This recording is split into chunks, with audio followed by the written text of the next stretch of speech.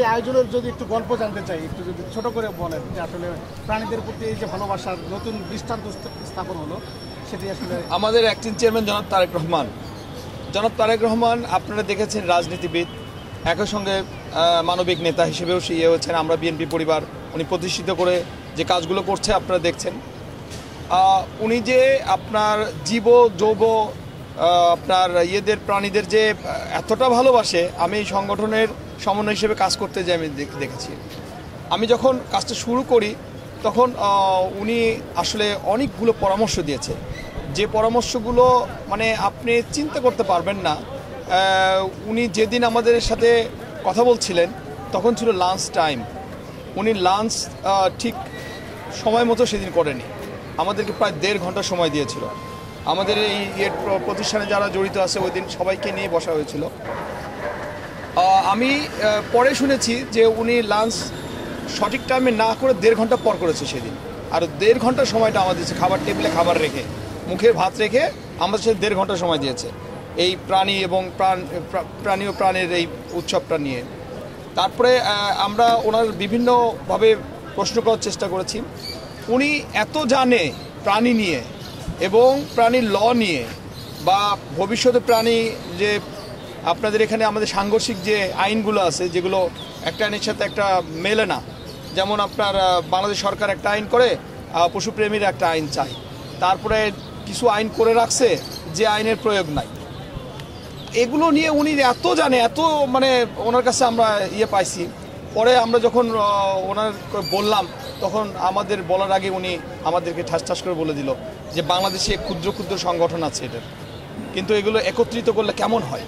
তখন আমার সাথে যারা পশুপ্রেমী সংগঠকরা ছিল এরা সবাই এক বাক্যে মানে লাফিয়ে উঠছে যে খুবই ভালো হয়।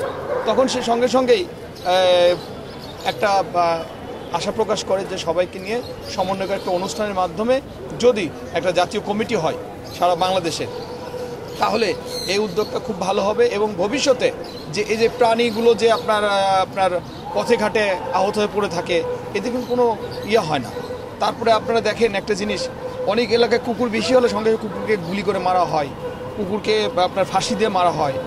এগুলো আসলে কিন্তু ওরা তো জান, ওদেরও তো জীবন আছে।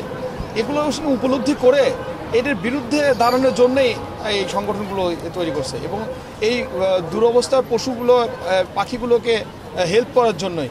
এবং উনি আমাদেরকে তাৎক্ষণিক একটা ফুটেজ দেখিয়েছিলেন, ফুটেজটার আজকে নায়ক উনি ওনাকে নিয়ে কাজ করতে করতেই উনি পরলোক গমন করেছেন।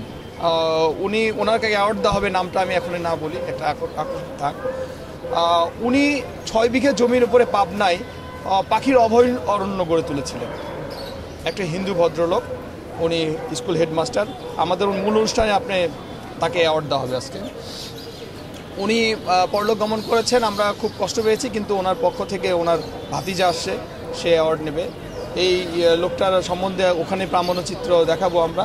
আরেকজন গুণী আছেন শাহিনা খান জামান, উনি ধানমন্ডির মতো জায়গায় তার পিতার বাসায় একটা বড় জায়গা জুড়ে এই প্রাণীদের একটা অভয়ারণ্য এবং শেল্টার হোম তৈরি করেছেন, যেখানে প্রাণীরা নিরাপদ আশ্রয় পাচ্ছেন, চিকিৎসা পাচ্ছেন, ভালো বাসস্থান পাচ্ছেন, তাদের জন্য ছোট ছোট ঘর নির্মাণ করছে, চিড়িয়াখানার থেকেও সুন্দর আমি দেখেছি। তারপরে আপনার ওরা ওখানে যদি মারা যাচ্ছে যেগুলো চিকিৎসা, তাদেরকে এমনকি আমি দেখেছি তাদেরকে হসপিটালেও ভর্তি করে চিকিৎসা করানো হয়েছে। হ্যাঁ, এটা একটা তারপরে অনির্দিষ্টান্ত স্থাপন করেছে। এবং সর্বশেষ যে প্রাণীটি মারা যাচ্ছে তাকে কিন্তু ছুঁড়ে ফেলাচ্ছে না, তাদের একটা নির্দিষ্ট স্থান আছে যেখানে সম্মানিত করা হচ্ছে, মানে তাদেরকে করা হচ্ছে এবং তাদের চিহ্ন করে রাখা হচ্ছে। মানে এটা একটা বিরাট বড় ব্যাপার, আমার কাছে খুব লেগেছে। ওনাকে অ্যাওয়ার্ড দেওয়া হবে। তারপরে আমাদের এটার ভবিষ্যৎ পরিকল্পনা আপনারা হয়তো সামনে দেখছেন, আমরা একটা অ্যাম্বুলেন্স আমরা দাঁড় করে রেখেছি। এই অ্যাম্বুলেন্সটার কাজ হবে হচ্ছে যারা বিত্তবান তারা যদি সামান্য খরচ দেয় তাহলে আমরা তাদের পশু পাখিকে আপনার হসপিটাল পর্যন্ত পৌঁছায় দেব। তারপরে যারা বিত্তবান না এবং কোথাও আহত হয়ে পড়ে আছে, আমরা যে সংবাদ পাই, এগুলো রেস্কিউ করবো হচ্ছে আমরা এই অ্যাম্বুলেন্সের মাধ্যমে, ফ্রি, একদম ফ্রি। এবং তাদেরকে আমরা শেল্টার দেবো, কিছুদিন চিকিৎসা করাবো, করে যদি কেউ নেয় তাহলে তাদের হাতে আমরা উঠিয়ে দেব। আচ্ছা, আরেকটা কাজ আমরা যেটা করব, এটা খুব স্বল্প সময়ের মধ্যেই, সেটা হচ্ছে একটা অস্থায়ী ভবন নিয়ে আমরা একটা হসপিটাল করব। এই হসপিটালে বিত্তবানরা, ওই যে বললাম, বিত্তবানরা যারা পয়সা কড়ি দেওয়ার মতো তারা আমাদের ডাক্তারকে খরচ দিয়ে চিকিৎসা করে নেবে, আর যারা বিত্তবান না এবং পথে ঘাটের যে পশু পাখিগুলো আছে এগুলো আমরা ফ্রি চিকিৎসা দেবো একদম। একদম বিষয়ে দেখেছি যে জনাব তারেক রহমান যে বিড়ালের প্রতি তার যে প্রেম, এই প্রেমের কারণে জেনজি বিরাট উদ্বুদ্ধ হয়েছে এবং অনেক জেনজির আমরা তরুণ নেতৃত্বকে দেখেছি তাদের এই বিড়ালের প্রতি একটা আলাদা ভালোবাসা তৈরি হয়েছে। এটি কি আসলে এই যে আজকে যে প্রাণী মিলন মেলা যে আয়োজন আরও বেশি উদ্বুদ্ধ করবে কিনা নতুন প্রজন্মকে, কি মনে করেন? জনাব তারেক রহমান তার কন্যা ব্যারিস্টার জাইমা রহমান উনি এই প্রাণীটার আসলে বাসায় এনেছিলেন। আপনারা জানেন যে ওনার যে নানা ছিলেন উনি ছিলেন হচ্ছে বাংলাদেশ নৌবাহিনীর চিফ এবং সাবেক আপনার কৃষিমন্ত্রী ছিলেন। আচ্ছা, উনি যখন জীবিত ছিলেন তখন থেকেই কিন্তু প্রাণী প্রতি খুব তার ভালোবাসা মমতা ছিল। তার একটি পোষা বিড়াল ছিল, আপনি এখনও গেলে দেখতে পাবেন। ওনার ওয়াইফ একটা দাতব্য প্রতিষ্ঠান চালায় যেখানে অনাথ শিশুরা লেখাপড়া করে, সুরভি। আমি নিজেও জানতাম না ফ্ল্যাগ স্ট্যান্ডের নিচে, ওখানে যখন উনি নৌবাহিনীর চিফ ছিলেন তখন ফ্ল্যাগ উঠতো, ফ্ল্যাগ স্ট্যান্ডটা এখনও আছে। ফ্ল্যাগ স্ট্যান্ডের নিচে একটা মানে কবরের মতো কিন্তু ছোট খুব, আমি বলি একটু ছোটো বাচ্চা টাচ্চা নাকি এখানে। পরে যে শুনলাম যে না, ওটা ওনার প্রিয় বিড়াল, মানে একটা ক্যাট পালতেন উনি, ওখানে তাকে সমাহিত করা হয়েছে খুব সুন্দর করে, এখনও সেই ইয়েটা আছে। আচ্ছা, আমরা আরেকটা জিনিস, সেটা হচ্ছে উনি শুধু এটাতেই হচ্ছিলেন না, উনি বিভিন্নভাবে করতেন, মানে পশু পাখির প্রেম ভালোবাসায় জড়িত ছিলেন এবং তাদের হেল্প করতেন, বিভিন্ন সংগঠনকে তিনি প্যাট্রোনাইজ করতেন নিজ থেকে। উনি কখনো এগুলো প্রকাশ্যে এতটা আসতেন না, মানে ভালোবাসা অন্তরেই গাঁথা ছিল আর কি, প্রকাশ করতেন না। আরেকটা জিনিস আপনারা অবাক হবেন, সেটা হচ্ছে নৌবাহিনীর চিফ যখন উনি রিয়াল মাহবুব আলী খান উনি যখন মারা যান তার কিছুদিন পরেই বিড়ালটাও মারা গেছে। উনি সম্ভবত, আমি যতদূর শুনেছিলাম, উনি সম্ভবত খাওয়াটা বাদ দিয়ে দিয়েছিল, বন্ধ করে দিয়েছিল। তার প্রতি কত ভালোবাসা ছিল, মানে একটা পশু হয়ে যে মানুষকে ভালোবাসে, এটার আমি তার একটা অনন্য দৃষ্টান্ত দেখেছি। ওই একটা বিষয় বন্ধু আমরা জানতে চাইবো যে আমরা বিএনপি পরিবার আমরা শুরু থেকেই দেখছি অনেক আগে থেকে বিভিন্ন অসহায় মানুষের পাশে দাঁড়ানো, বৃক্ষরোপণ করা, বিভিন্ন পরিবেশ নিয়ে কাজ করা। আমরা দেখেছি যে একের পর এক আমরা বিএনপি পরিবার কাজ করছে এবং সেই কাজের বিস্তৃতি কতটুকু এখন পর্যন্ত কতটুকু করতে পেরেছেন এবং ভবিষ্যৎ পরিকল্পনা কি আমরা বিএনপি পরিবারে? আমরা বিএনপি পরিবার একটি মানবিক সংগঠন যেটি গঠন করেছেন আমাদের মানবিক নেতা বিএনপির অ্যাক্টিং চেয়ারম্যান জনাব তারেক রহমান। জনাব তারেক রহমান আমাদেরকে প্রতিনিয়তই কিন্তু কাজ করাচ্ছেন, প্রতিনিয়তই আমরা কিন্তু দেশের এই প্রান্ত থেকে প্রান্ত ছুটে বেড়াচ্ছি।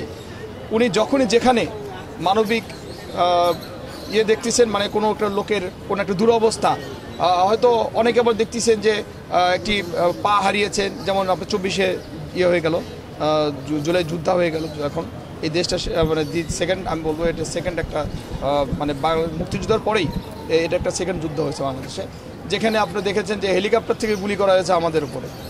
এটা কখনোই দেখিনি, কোনো স্বৈরাচারী হেলিকপ্টার থেকে গুলি করেনি আমাদের, এবং আমাদেরকে নির্বিচারে গুলি করেছে, যেখানে মৃত্যুবরণ করেছে 4 বছর থেকে 6 বছরের শিশুরাও, আপনারা দেখেছেন। আচ্ছা, এই ঘটনার পর এই যে আহত হয়েছে, তারপর নিহত হয়েছে, এরকম অনেক পরিবার আছে। যেমন একটা পরিবার আছে, ওর শরীরটার নাম আমার মনে হচ্ছে না এই মুহূর্তে, উনি ওই ছেলেটা শহীদ হওয়ার পরে ওনার বাবা মানে হার্ট অ্যাটাক করে শয্যাশায়ী হয়ে যায়। শয্যাশায়ী হওয়ার কিছুদিন পরে আপনারা চিন্তা করতে পারবেন, ওনার 2 ভাই, কিন্তু আরেক ভাইয়ের আপনার ক্যান্সার ধরা পড়ে, সে ভাইটা 14 বছর ওয়ানলি।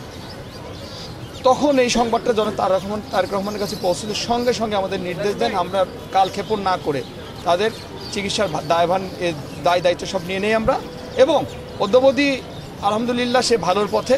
আমরা তার পিছনে শুধু অর্থবিত্তই দেয়নি, আমরা সব সময় লেগে আছি ফ্যামিলিটার পাশে, এবং ফ্যামিলিটা আমাদের মানে সব সময় যোগাযোগ রাখে। আরেকটা ভবিষ্যৎ পরিকল্পনা যেটা বলতেছেন, সেটা হচ্ছে আমরা এটা নিয়ে অনেক দূর যেতে চাই। আমরা যখন যদি আল্লাহ কখনো যদি আমরা সুযোগ পাই, তাহলে আমরা যে খুন হয়েছে এই ফ্যামিলিগুলো, তারপরে যারা 24-এর যোদ্ধা ছিল শহীদ হয়েছে, আহত হয়েছে, এদের নিয়ে আমরা কাজ করবো ইনশাল্লাহ। আর একটা জিনিস, যে ফ্যামিলিগুলো দুরবস্থা, এগুলোর মানে প্রত্যেকটা ফ্যামিলির একটি করে একটা গতি দরকার, অর্থাৎ ছোটো বিজনেস বা ছোট একটা চাকরি স্বাবলম্বী করার জন্য আমরা সবচাইতে প্রাধান্য এটাকেই দেব, যাতে ওই ফ্যামিলিগুলো অন্তত দুমুঠো খেয়ে বাংলাদেশে মানে বেঁচে থাকতে পারে।